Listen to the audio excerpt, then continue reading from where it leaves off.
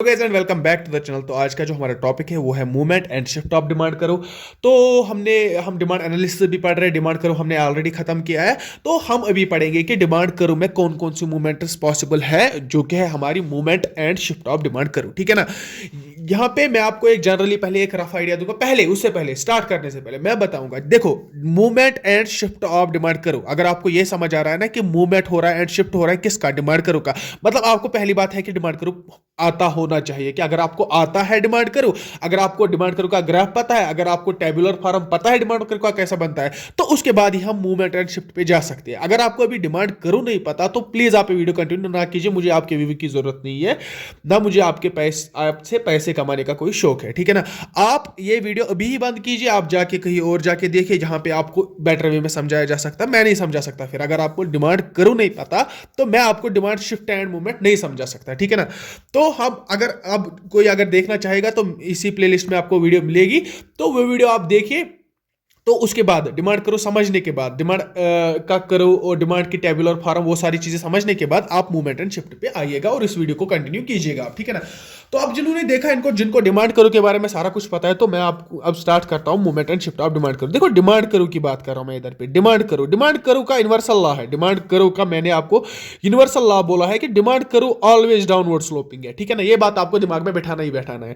और मैंने दूसरी चीज पढ़ी जो इधर इंप्लीमेंट होगा वो है लॉ ऑफ डिमांड। क्या लॉ ऑफ डिमांड क्या है? प्राइस कम हो रहा है, डिमांड क्वांटिटी डिमांडेड ज्यादा हो रही है।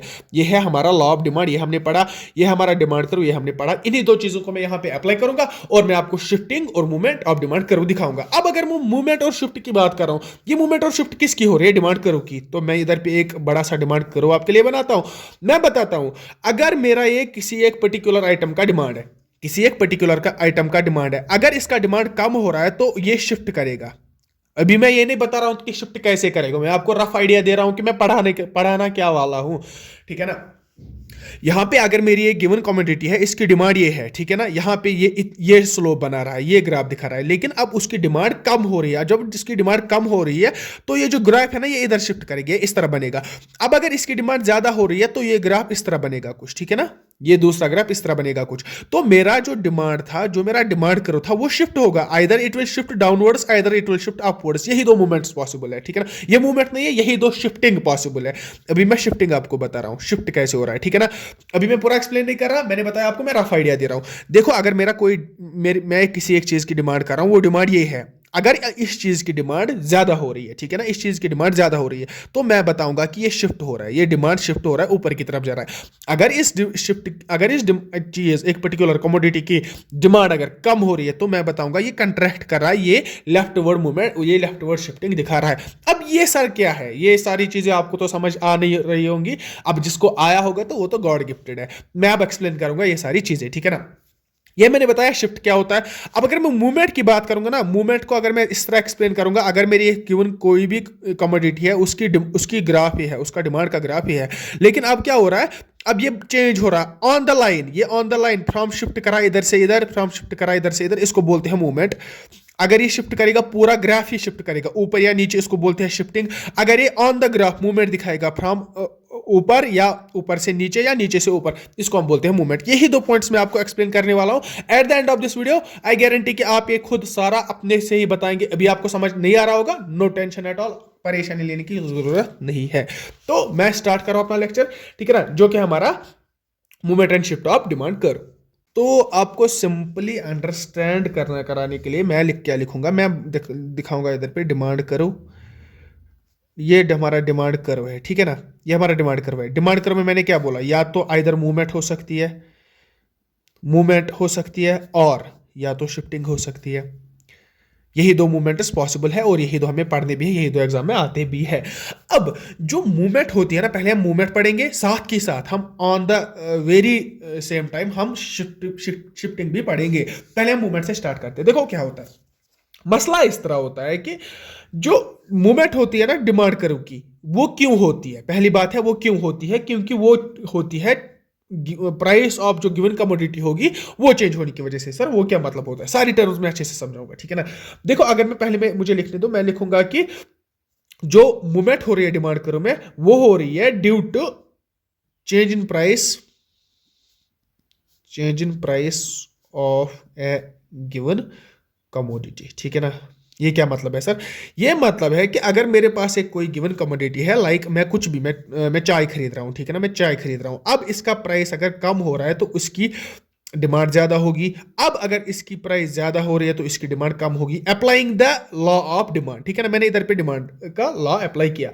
अब वो कैसे बनेगा? मैं केस बनाऊंगा इधर पे जिससे आपको समझेगा। केस फर्स्ट मैं इसको नाम दूंगा, केस एक बनाऊंगा मैं इधर पे।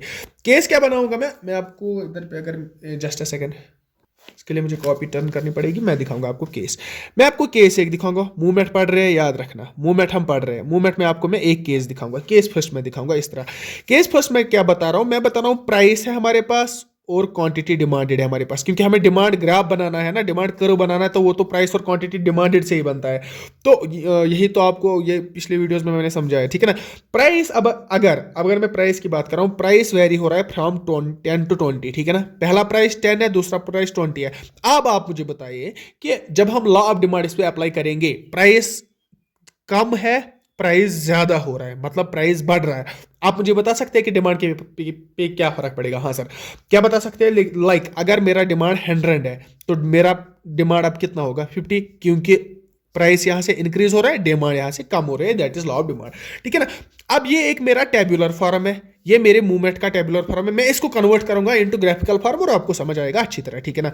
यहाँ पे अगर मैं ग्राफिकल फॉर्म में इसको ये ना दिखाना चाहूँ आपको, मैं दिखाऊंगा। यहाँ से मैं प्राइस दिखा रहा हूँ ना, एज यूजुअल यहाँ से मैं प्राइस दिखा रहा हूँ। ये हमारा प्राइस है, पहले कितना था? 10। ये हमारा प्राइस है कितना है? 20। अब प्राइस चेंज हुआ 10 to 20। यहाँ से मैं क्वांटिटी डिमांडेड दिखा रहा हूँ। पहले कितनी डिमांड कर रहे थे हम? पहले कितनी डिमांड कर रहे हैं हम क्वांटिटी?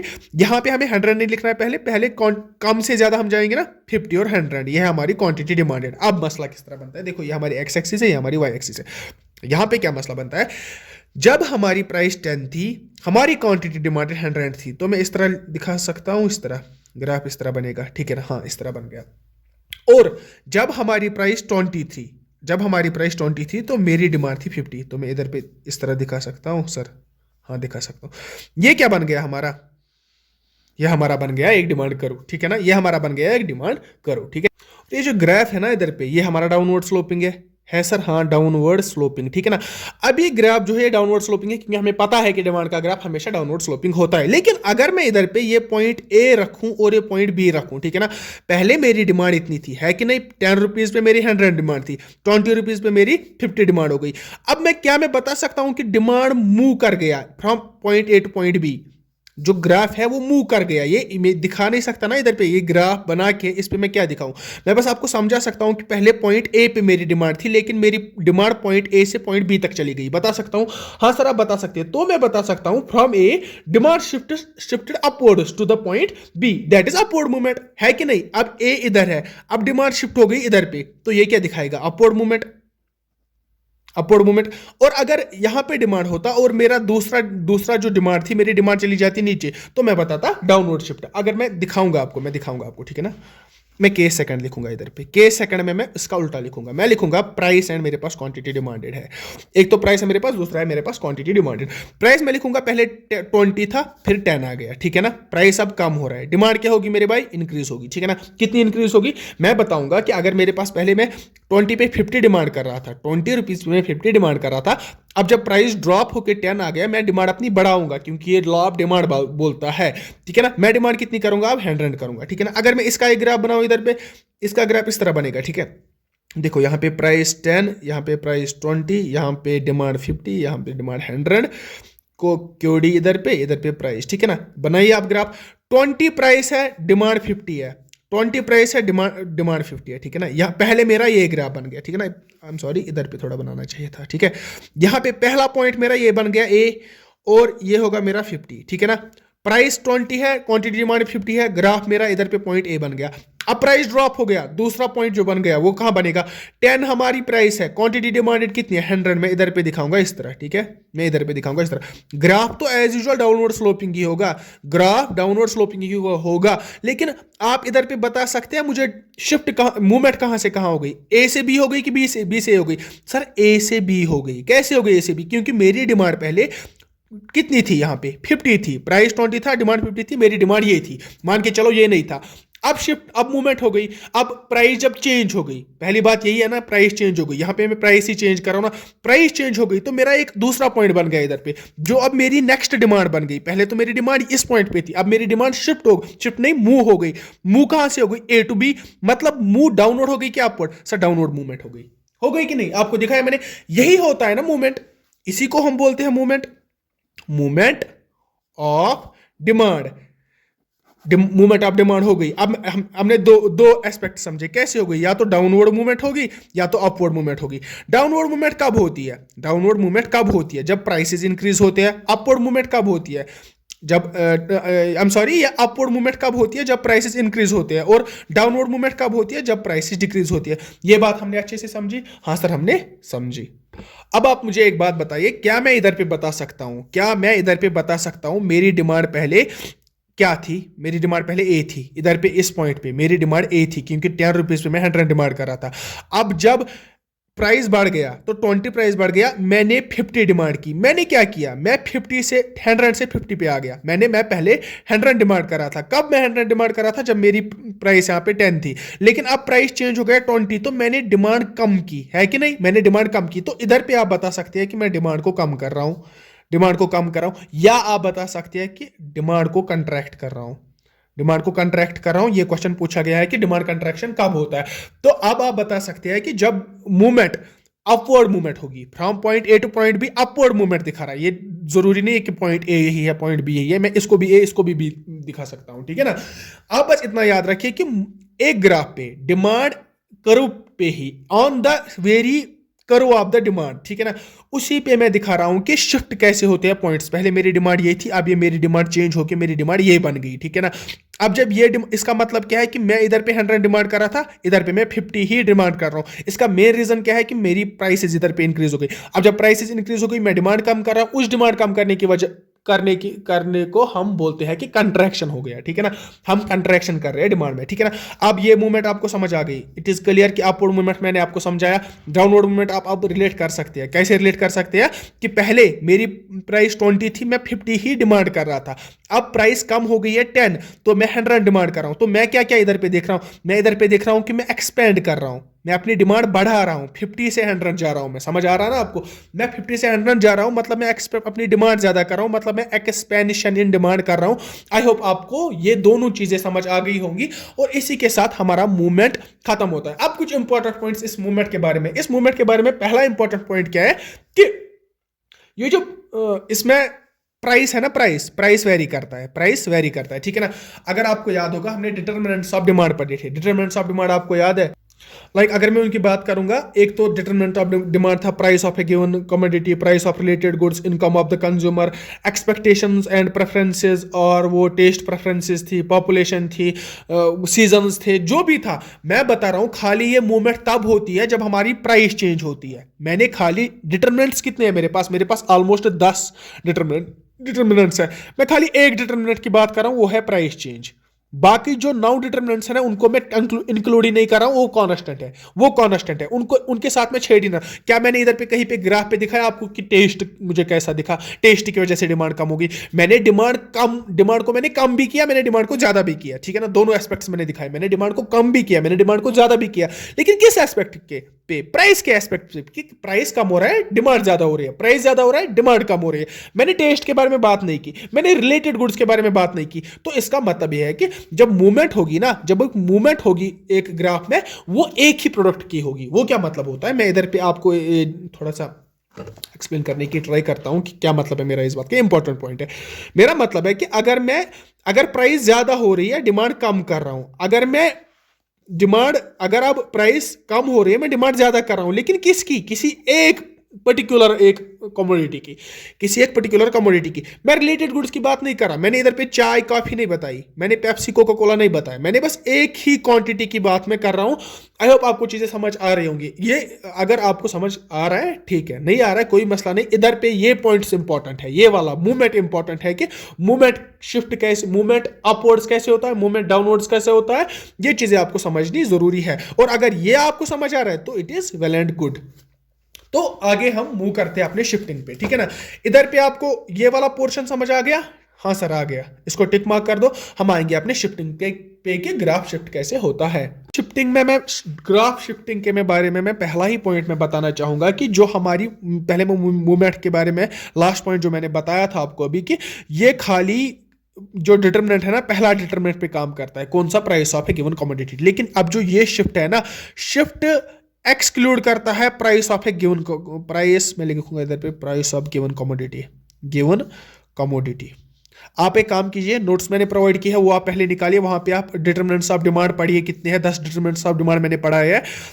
10 में से पहला जो डिटरमिनेंट ऑफ डिमांड है वो इस पे काम करता है, मूवमेंट उसी पे काम करता है। और जो शिफ्ट है, शिफ्ट मूवमेंट को एक्सक्लूड करता है, जो बाकी हमारे डिटरमिनेंट्स है जैसे टेस्ट है, प्रेफरेंसेस है, या रिलेटेड गुड्स है, या सीजन चेंज है, जो वो सारे हमारे डिटरमिनेंट्स है ना, उन पे हमारा शिफ्ट बनता है, उन पे हमारा ग्राफ शिफ्ट करता है। सर कैसे करता है मैं आपको समझाऊंगा, ठीक है ना। अगेन मैं एक graphical representation bye graphical representation में आपको समझाने की कोशिश करूंगा कि डिमांड शिफ्ट कैसे होता है, ठीक है ना। यहाँ पे मैं अगर दिखाऊं, डिमांड शिफ्ट हम पढ़ रहे हैं, ठीक है ना। मूवमेंट हमने पढ़ी, हम शिफ्ट पढ़ रहे हैं, ठीक है। शिफ्ट कैसे करता है डिमांड का करो, ठीक है ना।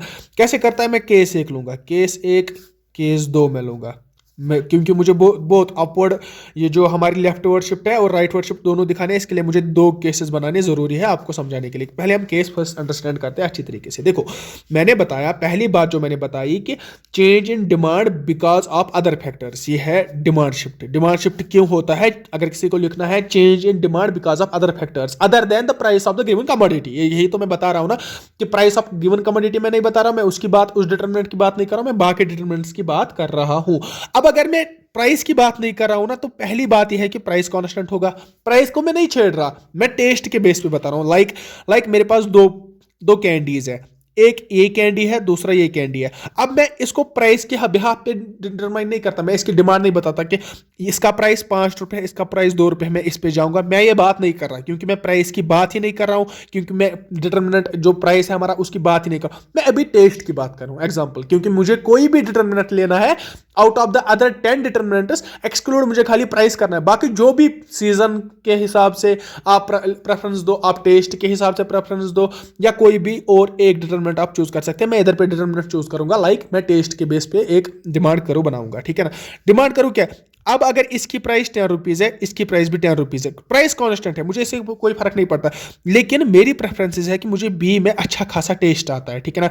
अब मैं क्या बताऊंगा, टेस्ट होने की वजह से बी का जो डिमांड है वो इंक्रीज हो गया, टेस्ट कम होने की वजह से बी का डिमांड जो है वो, ए का डिमांड जो है वो कम हो गया। मैंने प्राइसेस की बात की नहीं सर, आपने नहीं की, आपने बोला कि ये भी 10 रुपीज का, ये भी 10 रुपीज का।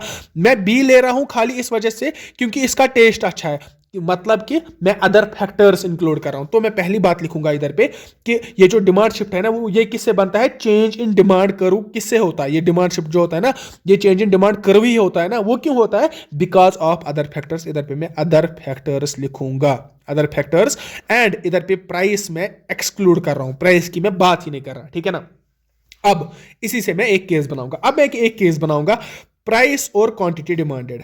प्राइस मेरा क्या है सर, प्राइस मेरा 10 है, मेरी क्वांटिटी डिमांडेड है 100, एग्जांपल। अब मेरा प्राइस क्या है सर आपने बोला प्राइस चेंज नहीं होगा, हाँ सर नहीं होगा, अब 10 ही रखेंगे, प्राइस 10 ही है, और लेकिन मैं क्वांटिटी डिमांडेड 200 कर रहा हूं।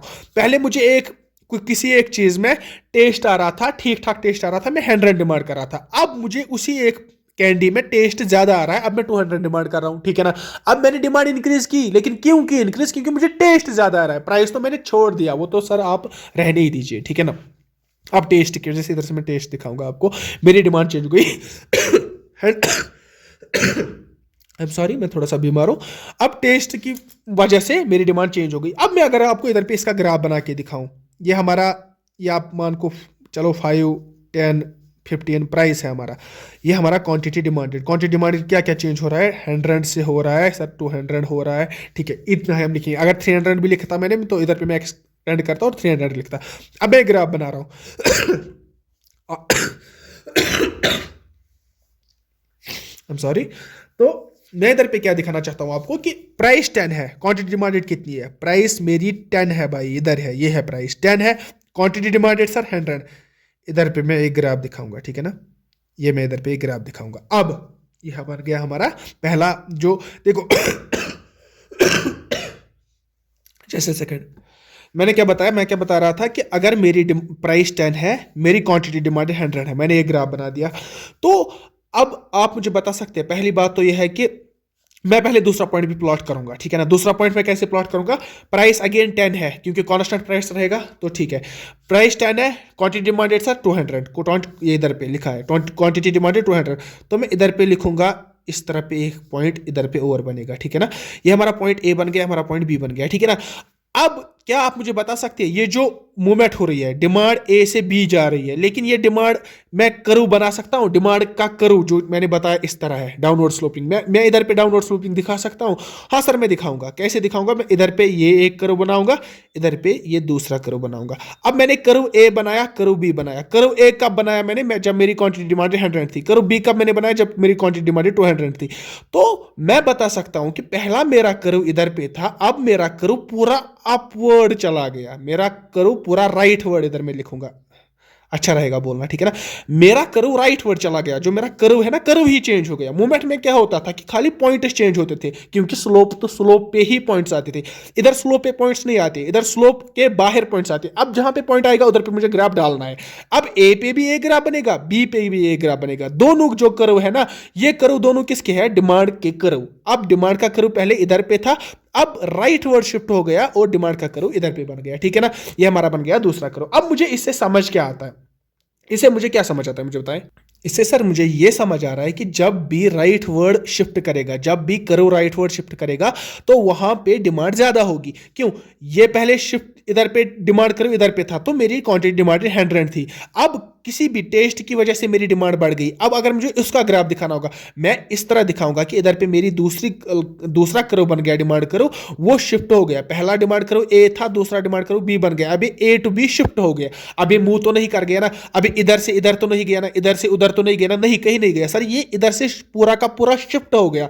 किधर शिफ्ट हो गया, एक नया कर्व बनाया इसने, और जो नया कर्व बनेगा वो मुझे दिखाता है कि जो डिमांड बढ़ गई वो डिमांड कितनी थी। अब आप याद रखिएगा, जब भी राइट वर्ड डिमांड होगी, जब भी राइट वर्ड शिफ्ट होगी, सॉरी, जब भी राइट वर्ड शिफ्ट होगा ना एक डिमांड कर्व में, उसको हम उधर पे हम क्या बता सकते हैं, उधर पे हम बता सकते हैं कि डिमांड ज्यादा हो रही है, डिमांड ज्यादा हो रही है। अब अगर केस 2 में इधर पे लूं, केस 2 इधर पे मैंने लिखा है, मैं केस 2 लूंगा। प्राइस को हमें क्या करना है, 10 और 10 ही रखेंगे, कांस्टेंट रखना है ना। तो उधर पे क्वांटिटी डिमांड जो होगी ना, मैं वो करूंगा चेंज। मैं पहले दिखूंगा 200 मेरी पहले थी डिमांड, अब मेरी 100 हो गई। क्या मतलब है सर, मेरा जो पहला कैंडी में टेस्ट आता था वो मेरा अच्छा, बहुत अच्छा टेस्ट आता था, मैं डिमांड कर रहा था 200, लेकिन अब उसमें जो मैन्युफैक्चरिंग उन्होंने डिफेक्ट्स लाए, अच्छा नहीं बना रहे हैं, तो मैं अब उसकी डिमांड कम कर रहा हूँ, मैं 100 पे ले जा रहा हूँ, ठीक है ना। अब मैं अगर मैं दिन में 200 टॉफीज खा रहा था, अब मैं 100 ही टॉफीज खा रहा हूँ, यही तो इसका मतलब है ना। तो इधर पे मैं अगर मैं ग्राफिकली आपको ये रिप्रेजेंट करूं कि डिमांड शिफ्ट कहां से कहां होगा, मैं इधर पे दिखाऊंगा। इधर पे मेरा प्राइस 5, 10, 15, अब मैं इधर पे नहीं लिखूंगा, खाली 10 लिखूंगा, क्योंकि आपको पता है कि ये प्राइस है। इधर पे मैं अगर डिमांड दिखूंगा 100, 200, ठीक है ना, 100 एंड 200। पहला case 10 rupees price 200 demand, 10 rupees price 200 demand, that is this. Sorry, मैं इधर ही क्यों बनाता हूं, मैं इधर पे बना सकता हूं, ये मेरा ग्राफ बन गया इधर पे, ठीक है ना। ये मेरा पहला ग्राफ बन गया इधर पे, जो हमें डिमांड कर्व है। अब अगर दूसरा केस है 10 to 100, 10 अब यही है, अब 100 मेरी डिमांड है, 100 क्वांटिटी डिमांड में कितना कर रहा हूँ, 100 कर रहा हूँ। तो अब अगर इधर पे दूसरा पॉइंट बन गया ना, दूसरा ग्राफ में, अगर इधर पे मेरी ड्राइंग अच्छी नहीं है, ये ठीक है, ठीक है ना। मेरा ए से शिफ्ट हो गया बी, समझ रहे हैं ना आप, जिस तरह इधर हो रहा था, इधर शिफ्ट हो रहा था फ्रॉम ए टू बी ऊपर, लेकिन इधर शिफ्ट हो रहा है फ्रॉम ए टू बी नीचे। क्या मैं इधर पे इसको लिख सकता हूँ कि लेफ्ट वर्ड शिफ्ट हो गया। और जब भी मैं बताऊंगा कि लेफ्ट वर्ड शिफ्ट हो रहा है, इसका मतलब क्या है सर, डिमांड कम हो रही है, डिमांड कम हो रही है, मतलब मैं कंट्रैक्शन कर रहा हूँ, इधर पे मैं एक्सपेंशन कर रहा हूँ, इधर पे मैं कंट्रैक्शन कर रहा हूँ, यही सारी चीजें तो है ना। बस ये खत्म हो गया, ठीक है ना। इससे बेटर मुझे नहीं लगता कि इससे बेटर एक्सप्लेन हो सकता है ये demand movement and demand curve की जो मूवमेंट है और डिमांड कर्व का जो शिफ्ट है। ये सारी चीजें मैंने आपको अच्छे से समझाई। बस आपको ये बात याद रखनी है, इधर पे इधर पे क्या यूज होता है, जो शिफ्ट होता है इधर पे प्राइस कांस्टेंट रहता है, और जो पहला है कि मूवमेंट जब होती थी तब खाली प्राइस इंक्लूड होता है, बाकी जो डिटरमिनेंट्स है वो कांस्टेंट रहते हैं। अब अगर मैं आपको कुछ मतलब इंपॉर्टेंट 1-2 पॉइंट्स है वो मैं आपको, ये मैंने ये पढ़ा है, तो फिर भी मैं आपको एक बार रिवाइज करता हूँ। तो अगर कोई लिखना चाहेगा तो वो लिख सकता है, मैं बताऊंगा इस तरह। इंपॉर्टेंट पॉइंट्स है, whenever there is change in price of a given commodity, एक कमोडिटी की पेन है, इसकी प्राइस चेंज हो रही है। पहली बात, प्राइस चेंज हो रही है। प्राइस चेंज हो रही है सर, ये मूवमेंट दिखाएगा। शिफ्ट पे आपको जाना ही नहीं है। एग्जाम में अगर पूछेगा कोई कि प्राइस कम हो रही है, प्राइस अगर किसी भी चीज की कम हो रही है, तो इसका जो ग्राफ है वो डिमांड, वो शिफ्टिंग दिखाएगा कि वो मूवमेंट दिखाएगा। अब इसने पहले ही बात की प्राइस चेंज की, तो प्राइस चेंज की जब बात करेगा तो मैं सीधे बताऊंगा कि सर इसमें मूवमेंट होगी, ठीक है ना। तो इसमें मूवमेंट होगी। अब मूवमेंट कैसे होगी? अपवर्ड और डाउनवर्ड, डिपेंडिंग अपॉन जो आपको मैंने समझाया, ठीक है ना। अब दूसरा पॉइंट क्या है? पहला पॉइंट आपको समझ आ गया, दूसरा इंपॉर्टेंट पॉइंट क्या है? Whenever there is change in other factors, जब प्राइस को छोड़ के अदर फैक्टर्स की मैं बात कर रहा हूं, जब अदर फैक्टर्स में चेंज होगी, अब अगर उनमें चेंज होगी तो डिमांड करो विल शो शिफ्टिंग, डिमांड करो शिफ्ट हो जाएगा। जब आपको प्राइस के बारे में बात हो रही है तो आप बताएगा मूवमेंट हो जाएगी। जब आपको प्राइस के बारे में बात नहीं हो रही, अब आपको बताया, क्वेश्चन इस तरह आ रहा है कि सर एक प्रोडक्ट है, इसका टेस्ट अब कम हो रहा है। पहले एक बंदा डिमांड कर रहा था 100 टॉफीज अ डे, अब वो डिमांड कर रहा है 50 टॉफीज अ डे, ठीक है ना। अब डिमांड वो कम कर रहा है, लेकिन किस बेस पे कम कर रहा है? क्योंकि उसका टेस्ट कम हो रहा है। तो आपको क्वेश्चन दिया जाएगा कि इसका डिमांड मुझे बताए, movement from A to B होगा, मूवमेंट अपवर्ड होगा, शिफ्ट डाउनवर्ड होगा, शिफ्ट अपवर्ड होगा। तो आपको पहले ही बात ये समझ लेनी चाहिए कि जब ये अदर फैक्टर्स की बात कराए, टेस्ट की बात कराए, सीजन की बात कराए, कोई भी अदर डिटरमिनेंट्स की बात कराए, तो इसमें शिफ्टिंग होगी, या अगर मैं बड़े बड़े अल्फाजों में इधर पे लिखूंगा, प्राइस जब भी चेंज होगा, प्राइस मेरे भाई जब भी चेंज होगा, वहां पे मूवमेंट होगी। किसकी? डिमांड करो की मूवमेंट होगी, डिमांड करो की। जब अदर देन प्राइस के बगैर, प्राइस में इंक्लूड नहीं कर रहा, मैं अदर फैक्टर्स इंक्लूड कर रहा हूं, मैं अदर डिटरमिनेंट्स इंक्लूड कर रहा हूं, वहां पे शिफ्टिंग होगी, ठीक है ना। अब आपको अच्छे से समझ आ गया होगा कि ग्राफ की शिफ्टिंग कब होगी, डिमांड करो की मूवमेंट कब होगी, डिमांड करो की शिफ्टिंग कब होगी, ठीक है ना। अगर आपको ये वीडियो अच्छी लगी ना, अगर आपको समझ आ गया, आप मुझे अप्रिशिएट करना चाहते हैं, सर आप अच्छा पढ़ाते हैं, डैश डैश वगैरह फलाना, आप लाइक कीजिए, ठीक है ना। आप लाइक कीजिए, मुझे समझ आ जाएगा कि मैं अच्छा पढ़ाता हूँ, आपको समझ भी आ रहा है। कमेंट कीजिएगा तो हमारे लिए बेटर रहेगा, हमारी ग्रोथ के लिए। तो आप अपना ख्याल रखिएगा। See you in the next video and till then take care.